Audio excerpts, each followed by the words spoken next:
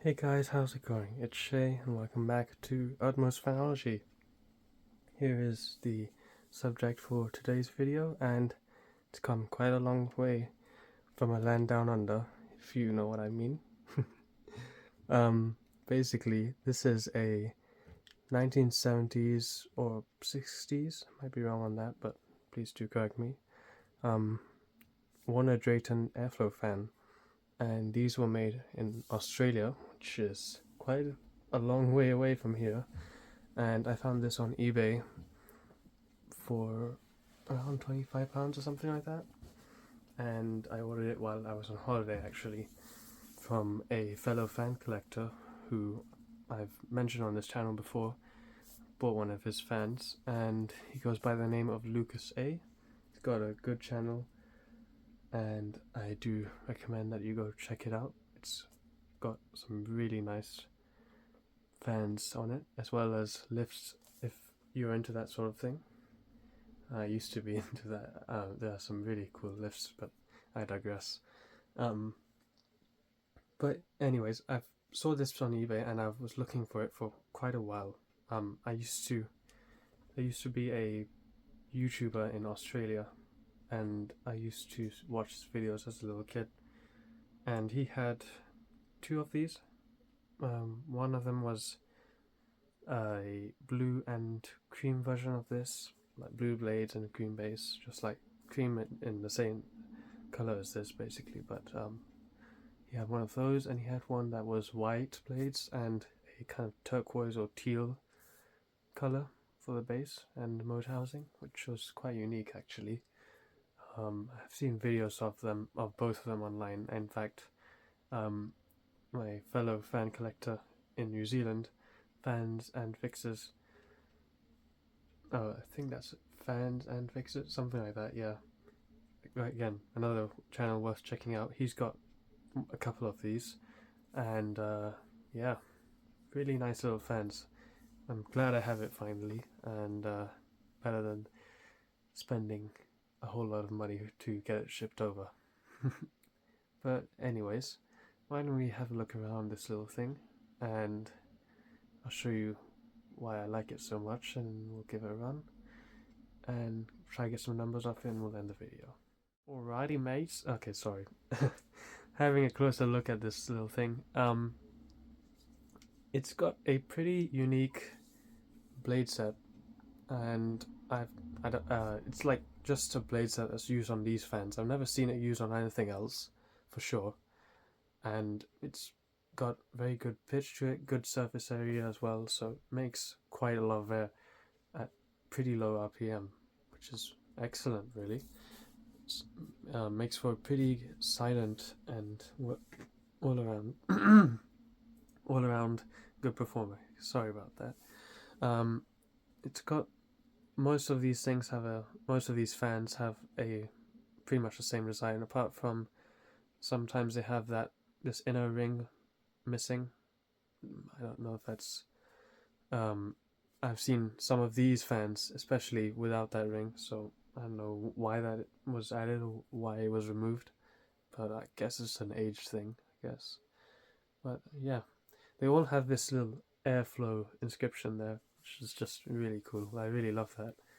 It's quite fancy. I don't know what's going on with me. What always happens during videos.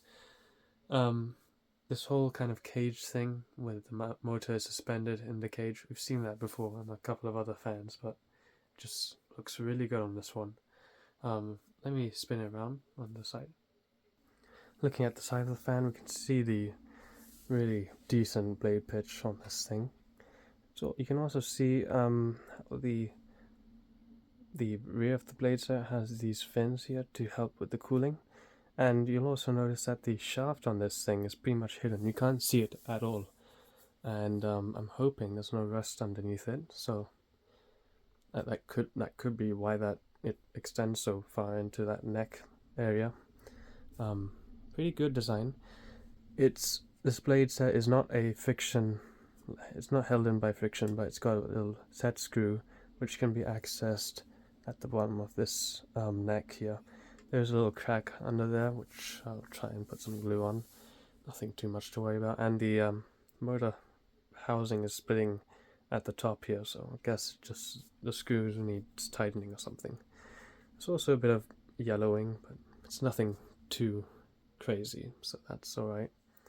Some also a bit of rust and all that stuff, but that's really easy to remove. You just get some steel wool and rub it off underwater, and then you can polish it off, and then maybe even put some ceramic clear coat that you know for that you get in a spray bottle. You put that on, and it will hopefully stay shiny for the rest of its life, basically. But let me spin it to the rear now. Here's the rear of the fan, and it doesn't have a power switch, which is a bit funny. This is a speed switch, which is nice to have. It's really quiet on low speed, and I'll definitely be showing you that. Couple of marks here and there, scratches and things. Some ventilation for the motor there. It's got a wall mounting hole there, which is really neat. And if I just bring it closer, I'll show you the writing there, which you can, there you go, you can see it now. Warner Drayton, 240 volts AC only. Doesn't tell you what's if it wants 50 cycles or 60 cycles, so sorry, 50 hertz or 60 hertz. Do not earth, double insulated, and 0.23 amps. Model 42-1. That's a better look at the switch, and you can see where the motor casing is splitting apart, as well as some rust. You can also hear some play in the bearings, so that's not good. And there's a spring down there to kind of keep this whole thing in place. So yeah, bit of play in the bearings, not very good. So I think you know what that means. Worn thrust washers, yay! Oh dear. Anyways, let me show you this thing running now, and then we'll get some numbers off it.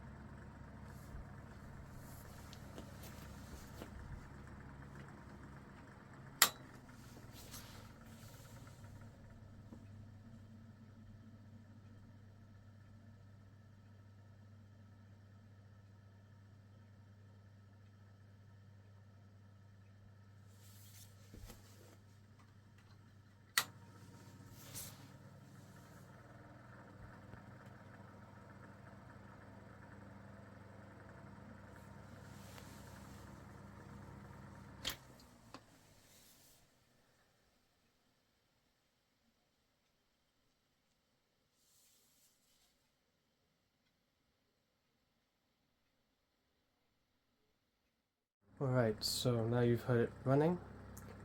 Here's some of that racket the motors were making. Let's try and see what we'll get for airflow. Expecting some pretty good numbers. Let's see here. 866, 905 feet per minute, which is pretty good. And the airflow out of this is a very smooth, constant stream. It, like, travels pretty far back. If I just go to the at least 6 feet away, you can still feel it very nice, although it's more of a gentle breeze back here than it is up front. So there is that. And if I just turn it to low speed as well, let me try, because low speed is exceptionally slow on this one. See what that gets.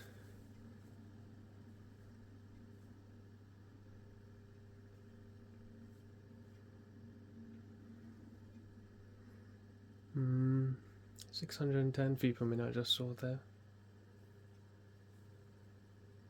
Yeah, 610 feet per minute is basically what it gets the most, which is not anything high, not really impressive number for sure, but it's so quiet, you can barely hear it.